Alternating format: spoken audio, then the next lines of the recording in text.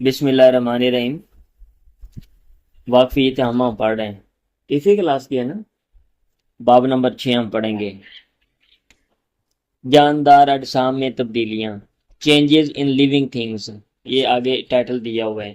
مطلب یہ ہے کہ اس میں جو جاندار جسم ہے ان کے جسموں میں جو تبدیلیاں ہوتی ہیں وہ، اب اس نے یہ لکھا ہوا ہے دی گئی تصاویر کو غور سے دیکھیں، آپ نے کیا فرق محسوس کیا ہے۔ اس میں یہ دیکھ لیں، یہ تتلی آگے اس کے یہ بچے، یہ ڈوگی آگے یہ بچے ساتھ اس کے۔ جاندار ایک دوسرے سے مختلف ہوتے ہیں لیکن چند بنیادی خصوصیات تمام جانداروں میں ایک جیسی ہوتی ہیں، یعنی چند باتیں جو سب میں ایک جیسی ہیں۔ مثلا سانس لینا سبھی لیتے ہیں، افزائش نسل بچے سب کے بڑے ہوتے ہیں وغیرہ۔ تمام جاندار اپنے جیسے جاندار پیدا کرنے کی صلاحیت رکھتے ہیں۔ کچھ جانوروں کے بچے پیدائش کے وقت شکل و صورت میں اپنے والدین جیسے ہوتے ہیں، مثلا شیر، بکری، کتا وغیرہ، جبکہ بعض جانوروں کے بچے شروع میں اپنے والدین جیسے نہیں ہوتے، کچھ عرصے بعد ان کی شکل اپنے ماں باپ جیسی ہوتی ہے، جیسے مینڈک اور تتلی وغیرہ۔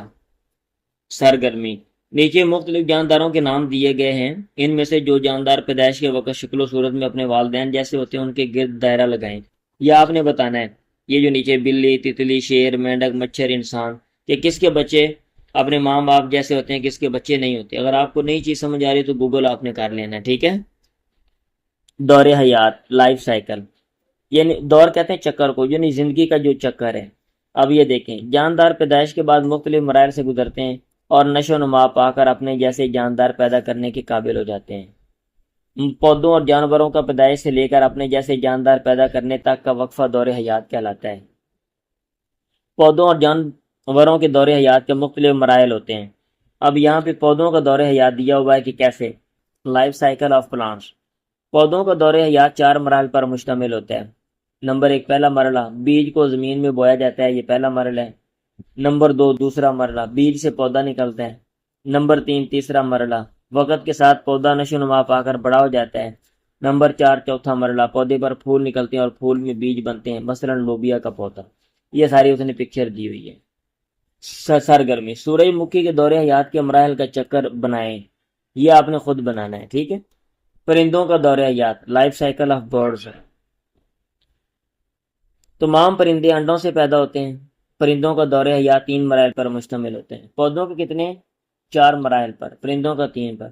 پہلے مرحلے میں پرندے انڈے دیتے ہیں، دوسرے مرحلے میں انڈوں سے بچے نکلتے ہیں، تیسرے مرحلے میں بچے نشو و نما پا کر مکمل پرندے بن جاتے ہیں، مثلا مرغی کا دور حیات۔ اب آپ نے مرغیاں رکھی ہوئی تھی نا، آپ کو پتہ ہی ہے، ہاں، انڈا، پھر چوزا، چوزے سے مرغی۔ حشرات کا دور حیات، حشرات سے مراد ہوتے ہیں کیڑے مکوڑے جو ہوتے ہیں۔ لائف سائیکل آف انسیکٹس، زیادہ تر حشرات انڈوں سے پیدا ہوتے ہیں۔ حشرات کا دور حیات 4 مراحل پر مشتمل ہے۔ پودوں کا بھی 4 ہے، حشرات کا بھی 4 ہے، پرندوں کا 3 ہے۔ پہلے مرحلے میں حشرات انڈے دیتے ہیں، دوسرے مرحلے میں انڈوں سے لاروا، یہ لاروا بنتا ہے، یہ بائیں طرف آپ شکل دیکھ سکتے ہو۔ تیسرے مرحلے میں لاروا سے پیوپا، پیوپا بنتا ہے۔ چوتھے مرحلے میں پیوپا سے حشرات بن جاتے ہیں، یہ آپ دیکھو، یہ لاروا ہے، پھر یہ پیوپا ہے، یہ انڈا ہے، انڈے سے لاروا، پھر یہ پیوپا، پھر بڑی تتلی، ٹھیک ہے۔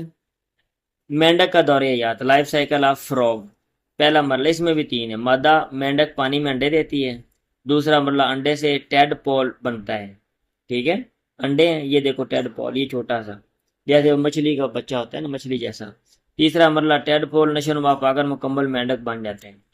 اب یہ آگے لکھا ہوا سرگرمی، کیا فرق ہوتا ہے لاروا اور تتلی میں، یہ آپ نے بتانا ہے خود۔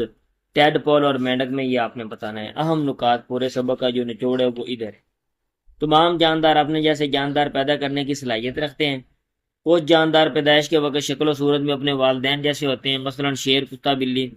کچھ جاندار پیدائش کے وقت اپنے والدین جیسے نہیں ہوتے، نشو و نما پا کر والدین جیسے بن جاتے ہیں، مثلا تتلی، مینڈک وغیرہ، ٹھیک ہے۔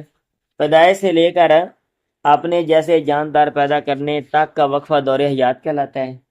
پودوں اور جانوروں کے دور حیات کے مراحل مختلف ہوتے ہیں۔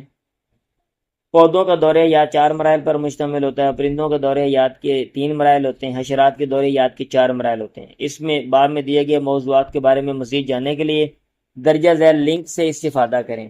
آپ نے یہ لنک جو ہے نا، یہ ڈالنا ہے یوٹیوب پہ، یہ والا ایسے، تو ادھر مزید اس حوالے سے ویڈیوز آ جائیں گی تو آپ نے دیکھنی ہے، سننی ہے، ٹھیک ہے۔ یا پھر گوگل پہ آپ نے گوگل پہ لکھنا ہے تو اس کے حوالے سے مٹیریل ادھر آ جائے گا. مشق، یہ مشق کیا ہے؟ سوال نمبر 1 درجہ ذیل جدول کو مکمل کریں. یہ کیا ہے؟